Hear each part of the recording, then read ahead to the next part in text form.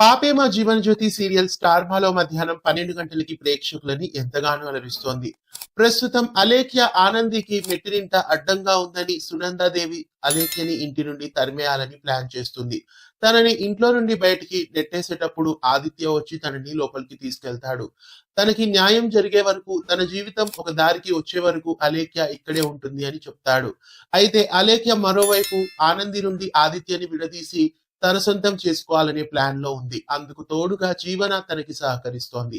అయితే రాబోయే ఎపిసోడ్స్ లో ఏం జరగబోతోంది అనే విషయానికి వస్తే, ఆనంది ఆదిత్యలని ఒకటిగా ఉంచడానికి, వాళ్ళిద్దరి మధ్య ఎలాంటి ఎడబాటు రాకుండా ఉండడానికి బండశ్రీను అలేఖ్య మెడలో తాళి కడతాడు అని క్లియర్ గా తెలుస్తోంది.